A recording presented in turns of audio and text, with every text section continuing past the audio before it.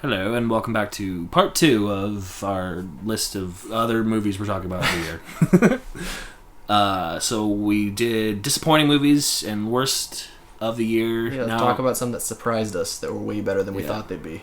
We're going on a high note now. Yeah. So we're talking about surprises. Yeah, I think Joker for both of us. Yeah, Joker was a big one. Is an obvious one. Like I was that guy who, when I heard this movie got announced, was going, they don't need a fucking origin story for the Joker. And was all mad about it. And, like, I still don't think they needed the movie. Yeah. But I did like what I got. Well, like, I don't mind it because it's not trying to be an origin story for this sort of universe, this DC universe. No, it's just a story that they're, like, is, like, in the comics, too, like, there's been, obviously, the biggest one is the Killing Joke. Mm. But what's great about that story is that that's not treated as canon. Yeah. Or his origin's not treated as canon. Even in the book, he's like, oh, I like to do multiple choice kind of thing. Which is like, this story is very much kind of like, okay, like you can interpret it how you want it to. This is either how he did it, or this is just like it's just a unique story of like how the Joker became the Joker. It's not meant to be like, oh, this is canon. This is how he became the Joker. It's just a story, like with like certain themes and stuff like that. It explores using the Joker basically. Yeah. And Joaquin Phoenix is great. Yeah, he's really, really good. Cinematography's awesome. The score is really good. It's probably going to win an Oscar for that. The score is really, really good. Pretty much like on a technical level, it's great. Like, really my major gripes with it, if I had to give it any, are that it's too similar to other movies. Oh, yeah, like, it's very much like... Like, it's Taxi Driver and Camp Comedy. Absolutely, yeah. It's very Martin Scorsese, like, even, like, visually, it looks like a Martin Scorsese film. No, it's very obviously, it's Todd Phillips trying to make his own Scorsese film. And, like, it works more often than it doesn't. Mm-hmm. But it does feel a little derivative, and I get why people are critiquing it for that. I personally still think it's a good movie, though. Like, unfortunately, it's really similar to a lot of other stuff, but it's still not a bad movie. It's entertaining enough. It's intense enough. It's got a great central lead performance, so, like, I think it's worth seeing regardless. Mm-hmm. Besides the mother character and Robert De Niro, the supporting cast is kind of lackluster a little bit. The mother character actually made me think that they were borrowing a lot from You Were Never Really Here. Yeah, that's actually kind of what it like reminded me of. Yeah, like I wonder if that was kind of being used, but yeah, I don't know. Mm-hmm. Definitely, in terms of like comic book movies to come out in the last little while, it is very sure it does borrow a lot from other movies. It is a unique step for comic book movies. Yeah, it's a nice way of utilizing both the R rating and comic book source material into making like a very different kind of comic book movie instead of just what the formula is or has been for the last little while. Yeah. I want to talk about Dolomite Is My Name. Yeah, that's a good one. Yeah. This one, like I was this was kind of like I was hoping it'd be good. I was hoping it'd be good, and it really did kind of exceed my expectations for how much I liked this movie. Oh, it was very funny. Because like I was hoping it was good because like obviously like Eddie Murphy, like he like his stuff in the 80s is phenomenal. Like I love his stand up. 48 Hours and Beverly Hills Cop are like two of my favorite comedy movies and just two of my favorite movies of all time. I love those movies, and like stuff like Trading Places and like he had a really strong big catalog of movies. Yeah. But then, as everybody kind of knows, it went to shit in the 2000s with things like Norbit and Meet Dave and stuff like that, and it's just like such a talent is like going to waste, and it was kind of hard to watch. Like I think the last movie before this was like I don't know Bowfinger, which was really really good. But that's not, I don't consider that like an Eddie Murphy movie. That's more of like Steve Martin and stuff like that. But he was great in that movie, and that was like the last good movie that had him in it. But this movie is great. It's like it's funny. It's really well acted, and it's a really a nice underdog story as well. It's really really good. Yeah. Both also really good comeback performance for Wesley Snipes as well. He was great in the film. Really, and like I like Dolomite as well. Dolomite, like as silly as it is, that movie's fun. I like those kind of blaxploitation movies, and to kind of have a biopic focus on something as like I don't know, like not like with things like Bohemian Rhapsody and stuff like that. Focus on these huge icons and stuff like that. It's focusing on something a little smaller and like a little bit more niche. I think it was a really cool idea. Mm-hmm. Speaking of Bohemian Rhapsody, I was going to mention Rocket Man. Yeah, I got that one too. For something that was better than I thought it was going to be. Mm-hmm. Not because I thought it was going to be terrible or anything like that, but just because I found Bohemian Rhapsody super meh. Mm-hmm. Like, apart from, what's his name, Rami Malek's performance, nothing else about it was that good. Yeah. And I was kind of figuring this will probably be the same thing. Like, great lead performance, and then a cookie-cutter, boring-ass biopic that's over-edited. And it was actually pretty good. And the musical numbers in it were fantastic. Absolutely. Taron Egerton was really good as Elton John. I really, really liked him. Me too. He was great. I think the benefit of this movie is that it treats it like a musical. It doesn't treat it like a normal, like, well, it's less by the numbers. Like, it's less of a biopic and more of like a tribute to his music. Almost. Exactly. Yeah. Definitely coming off of Bohemian Rhapsody, it was like I didn't have a lot of interest in watching it. Like, no, this is more of what Bohemian Rhapsody should have been. Yeah. Like, this is what it feels like. Mm-hmm. Absolutely. And like the musical numbers are great, and I just love it doesn't focus on like telling like trying to be like precise to like what happened in like what event so like people could pick it apart or whatever. It's just like it presents these events that happened in his real life and sometimes out of order, like non-sequential order, but like it tells a bigger story, and it's really, really good. I guess kind of one that surprised me was Ready or Not. Yeah. For me, like I didn't have like I didn't necessarily like it didn't look bad by any means, but like I didn't have a whole lot of interest in the trailer. It looked fine, or it looked whatever. It looked kind of generic. Yeah, it looked generic, but yeah, like it's definitely one of the best, probably one of the best horror movies of the year. Yeah, because this year didn't really have. It's also I remember this movie when the trailer came out. I was like, that looks fun, but also I feel like I've seen the whole movie. Yeah, like from the ad, and there's actually a lot more to it than what's on the ad. Like there's a lot more going on below the surface that they leave out of it, which I really liked. And the ad doesn't give away how funny the movie ends up being. Yeah. Because it does have a good sense of humor to it. Mm-hmm. Absolutely. Another horror movie that I want to toss out there was Child's Play. The remake of that. Which that's one that I went in expecting absolute shit. Mm-hmm. Like, I remember I went and saw it opening night just because I had nothing to do after work. Mm-hmm. Or like on the Thursday night before it opened or whatever. And I was like, screw it, I'll go see Child's Play. I got a free movie. And I went into expecting absolute shit. And I walked out of it and was like, wait, I actually really liked that. Yeah. And then I went and Googled it too. I went and like checked fucking Rotten Tomatoes and whatever. And I was like, oh, it actually has pretty decent reviews everywhere. I'm not the only one. So it's weird that this movie that nobody asked for, the trailers looked like garbage. Yeah. And then the movie was actually really fun and almost felt like, it felt less like Child's Play and more like Gremlins or Krampus. That's more what it had a vibe of to me. Because it was very much like, I know the originals are kind of tongue-in-cheek in a lot of ways, but the originals are still trying to be a horror film. This felt like it went full-blown comedy. Yeah. And I think that's to its benefit. Because it's able to differentiate itself from the original because of that. Because it's not trying so hard to become some iconic horror film. Yeah. It felt much more like it's a comedy sort of making fun of how ridiculous the originals are while also making it a modern-day thing. Like, they pretty much have this thing set up as like the ultimate Amazon Echo Dot toy, so it can control everything in their house, and it's connected by Bluetooth, this little buddy thing. So there's like this crazy showdown towards the end of the movie that felt straight out of like a Gremlins movie, where you have a bunch of the evil buddy dolls come to life and try to fight all these people at the store while they're all fighting them off, and it just got very campy and goofy, but it was very, very entertaining for what it was.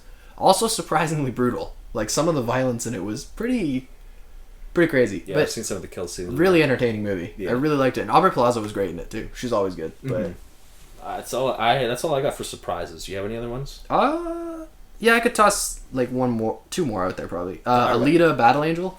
Oh, that's right. Yeah, no, I agree with that. An easy one, which I enjoyed way more than I was expecting. Like, I like Robert Rodriguez a lot. I thought the trailers for this looked kind of interesting, and I wanted it to be good. But I was also like, it's a Robert Rodriguez movie. He's a little hit and miss lately. And I actually really liked it. It was fun. It's very creative, especially visually. This movie has one of the best like production design visual effects teams on anything that came out in 2019. Yeah.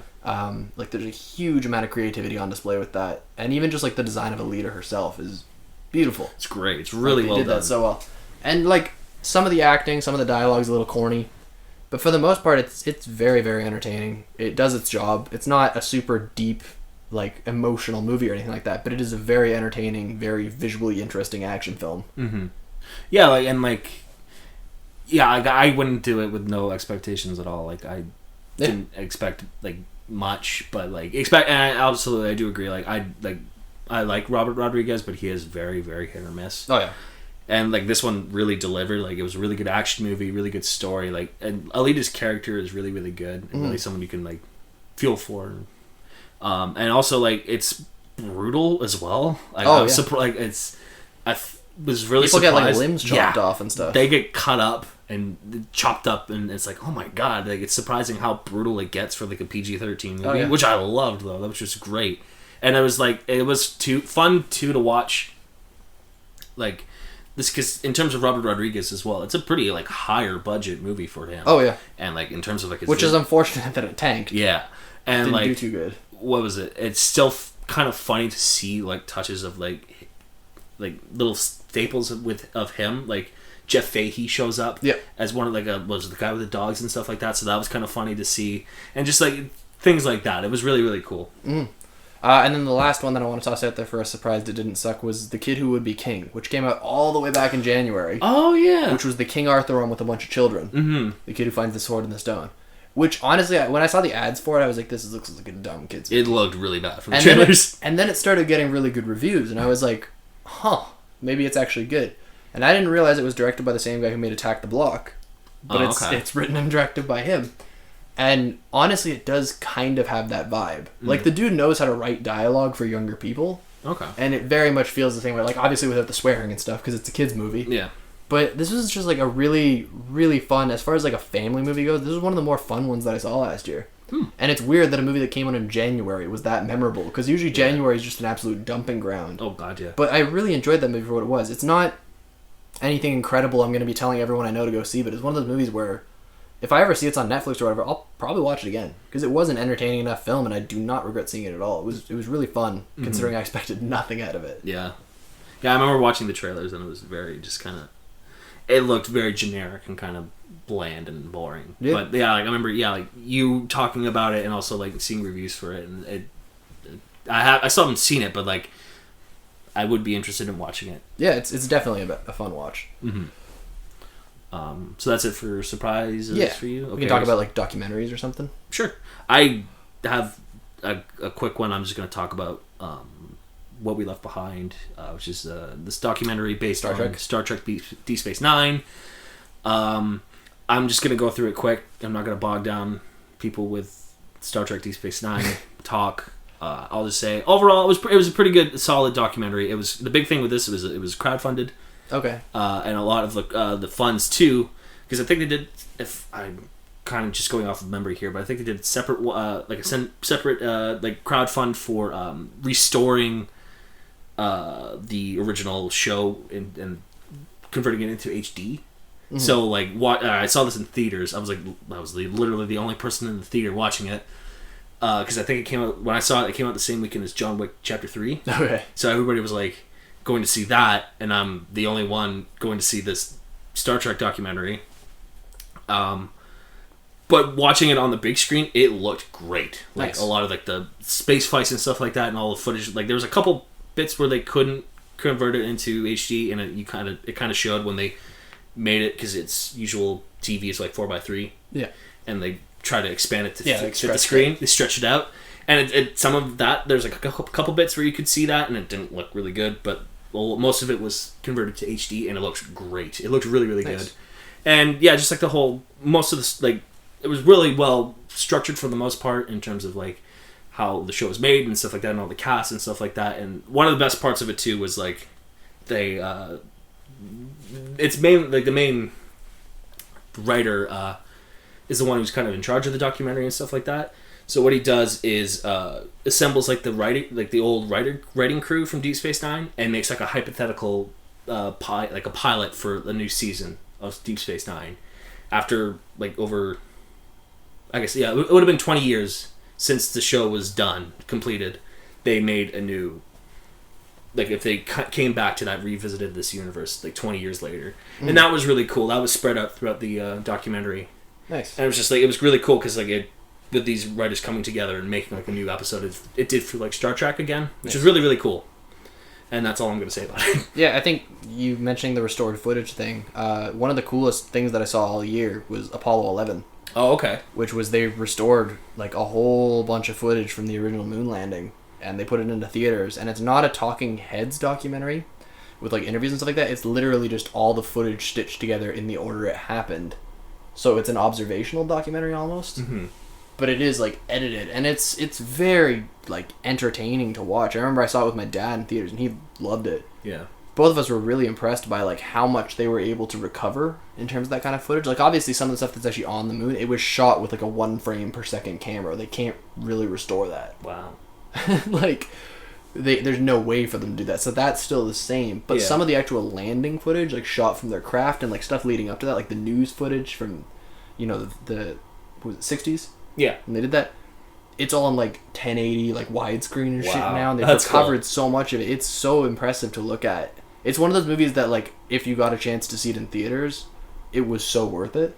Because it's, like, mind-boggling to think about the fact they recovered all this stuff. Like, stuff that was either thought to be lost or just, like, it's so low-res, you can't really see anything. And they managed to fix it all back up and make this extremely entertaining documentary. Which, yeah, I'm not a big documentary guy, but I was raving about that movie after I saw it, like, right away. That's cool. The only other one documentary I kind of wanted to talk about was Fire, the Netflix one. Okay, yeah, that was a fun one. That was like because I always knew, like, heard about Firefest and stuff like that, but like I never knew like the actual like outcome of it basically. And holy crap, like just watching that and like the stuff leading up to it and stuff like that, it's insane. It's such a crazy thing that happened. Oh yeah. Everything got so out of hand, and that movie was really entertaining too. Yeah, the way they did that documentary, it was very like comedic in the way it was handled, which I appreciated. Mm-hmm. I didn't see. Did you see the? Because there was the Amazon one too. There was the I Amazon. haven't seen that one. Yeah, I haven't seen that one either. Like Fire Fraud or whatever it was called. I haven't seen that one. Okay. But yeah, I don't know how to compare them or anything like that. But I did find that one, the Netflix one, really entertaining. Mm-hmm. And then. Yeah, the only other documentary that I can think of is there's one that's currently on Netflix that I didn't see while it was in theaters called Hail Satan. Oh, okay. Which is pretty much just... I don't want to spoil too much of it because the movie is actually really interesting because I didn't know a lot about this case. But it pretty much follows a court case involving the Satanic Temple and the absolute outrage and uproar they caused in like Boston and a couple other cities as their faith, quote-unquote, started expanding, and people were really confused about what exactly a Satanist was and were really scared of them, and they kind of brought back the Satanic Panic in the middle of the 2010s. Yeah. And it's this really entertaining, really funny documentary about these guys who seem like totally normal people but are absolutely demonized by everyone in their community, and almost for like really hypocritical and funny reasons. Okay. So the movie's really entertaining because of that. And I don't want to go into like specifics because it kind of spoils some of the entertainment value of the movie, but it's definitely worth watching. It's a very entertaining one. Cool. We'll end with the underseen films. Yeah, like underseen, underrated.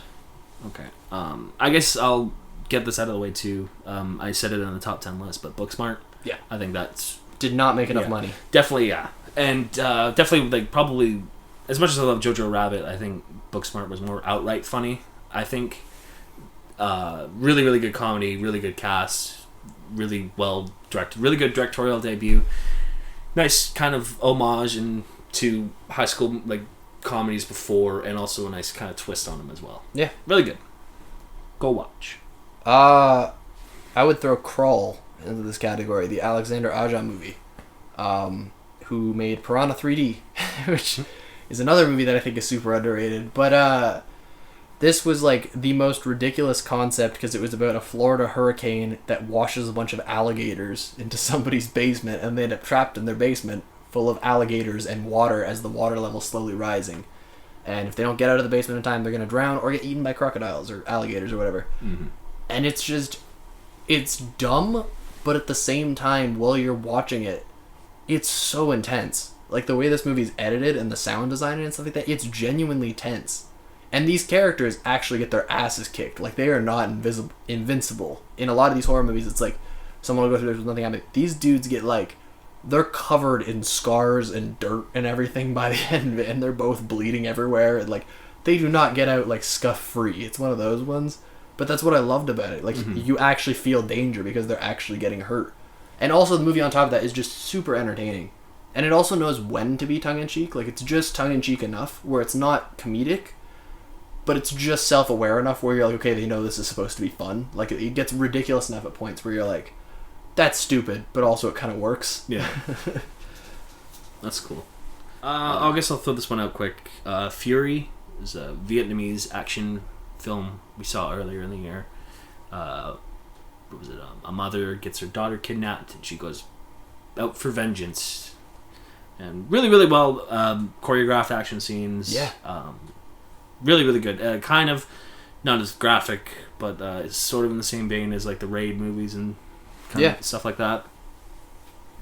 Really, really good. Yeah. Another one I'd toss out there real quick is The Death of Dick Long, which not only is one of the best film titles of the year, has one of the best posters, which I'll throw on screen there. But this is pretty much directed by one of the guys who made Swiss Army Man from a couple years ago. It's not as weird as that one because it's a very literal, grounded movie, but it's such a ridiculous like series of events. And it's almost one of those, I can't say a lot about it because I personally didn't know what this movie was about when I was watching it. And I realized what it was about halfway through. And I was kind of like, oh, okay. Like it was one of those ones. So pretty much as I'll explain about it is the movie begins with two rednecks dropping their friend off at the hospital who's seemingly unconscious and bleeding everywhere. Mm-hmm. There's no context for this. You don't know what happened to the guy. And the whole movie leads up to eventually you finding out what happened to this dude and why the two of them are associated with it. Because they drop him off and run away. So you're like, okay, obviously they're guilty of something. I don't know what they did. But it's also their friend because they did bring him to the hospital. Yeah. And this movie just follows this bizarre series of events that I Googled afterward and are actually kind of based on real things. And I was fascinated by it, kind of horrified by it. Really funny movie in a dark way. Because it's just, it reminded me of like Fargo almost. Like redneck Fargo would be the best way to describe it. Okay. It's just these two absolute dipshits trying to cover up whatever they did. And you follow them the whole movie. And the characters have these little mannerisms they do sometimes. Like the one guy's constantly vaping. And it becomes this comedic thing after a while. Like he's in a really stressful scenario. He'll be like taking a puff off his vape every 3 seconds or whatever. Like there's dumb shit like that scattered all through it. But it's just a very entertaining, very dark comedy. And I really liked it. Cool. Oh, I guess another one for me for Underseen is Queen and Slim. Okay. Really, really, really good movie. Really strong messages, strong themes. Really well directed. I like the two Daniel Kaluuya. Yeah. And the main actress whose name I don't remember her name. But I think it's a first time actress. I'm looking it up. But yeah, like the two of them are really, really, really good.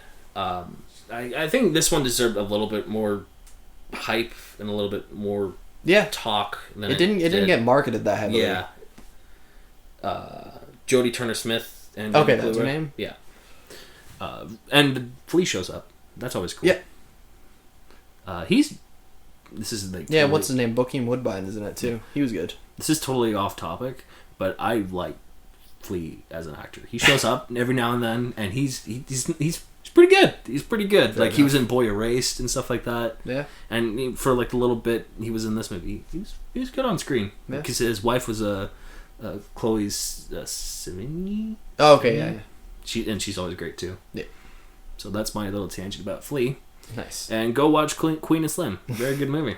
The last one that I've got to suggest in this video probably is I Lost My Body, which is a Netflix film about someone whose hand gets severed, and then the entire film is from the perspective of the severed hand trying to find its way back to the person. That's cool. It's a silly concept, but it's a French animated film, and through the animation style is absolutely gorgeous. It's this interesting hand painted kind of look to it. Mm-hmm. Beautifully shot. The score is really interesting.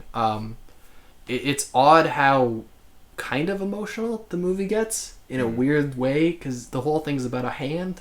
Yeah. And you're like, you wouldn't think the way they managed to characterize the hand, which has no facial expressions or anything like that, is really interesting. And there's also a fly that functions as a main character at a lot of points. It doesn't speak or anything like that, but it's just a fly that's always there. That's the other thing. The hand doesn't speak or anything like that. This movie does a lot with very little, I guess is the way that I'd put it. And again, it's one of those ones where because I'm recommending it, I don't want to spoil it too much or anything like that. But it's really interesting, and you're really rooting for everything to work out at the end. But things just keep getting more confusing and twisted throughout it. Very interesting movie though, and visually awesome. Mm-hmm. So I was just gonna say, like, no one really talks about Godzilla anymore. Yeah, I loved King of the Monsters. That was a fun movie. I thought it was really fun. Like, it's, for all intents and purposes, it is a dumb movie. Yeah, for sure. But like, it knows it. Yeah, and like the action, like stuff, the action scenes with the monsters was really well done. Very fun to watch. Yeah. But the human stuff was pretty stupid. Yeah, but unfortunately they focus on the humans a lot. But whenever there's monsters on screen, yeah, it's really good. And it's like, it is really kind of cool to kind of throw in like all these different like popular monsters besides Godzilla. Like, yeah. I love King Ghidorah. I loved seeing him on screen and stuff like that and fighting Godzilla. And and like what was it? They brought Rodan in and stuff like that, and Mothra. But it was cool. It was cool seeing these kind of other characters from the. Oh, for sure. Yeah, I wanted that movie to be good, and then I saw the reviews were coming out, and they were kind of middling. Yeah. Like it was in like the 50s on Rotten Tomatoes or something like that. And then I saw it, and I liked it a lot more than I expected based off that. Because I sort of lowered my expectation when I saw that, and I was like, it's not going to be good. And then I saw it, and I was like, no, it was actually fun. Yeah, it was a fun movie. It was exactly what I expected. It was a big, dumb popcorn movie, and that's what I wanted. Yeah, no, absolutely. Yeah, it was perfect. Perfect popcorn movie. Yeah. So that's all I got for my list. Yeah, I think we're probably done then. Yeah, I think we've talked about a lot of movies. Yeah. So I guess we're all good. Yeah, that's our recap of 2019. I guess in multiple videos there. Yeah. I guess we'll catch you guys at some point in 2020. Yeah. Whenever we decide to do some videos on stuff. Mm-hmm. I don't know what's coming. I don't know. We'll figure it out. Yeah, we'll figure out what's worth talking about. Hopefully this was entertaining though. So. Yeah. See you guys later. Bye.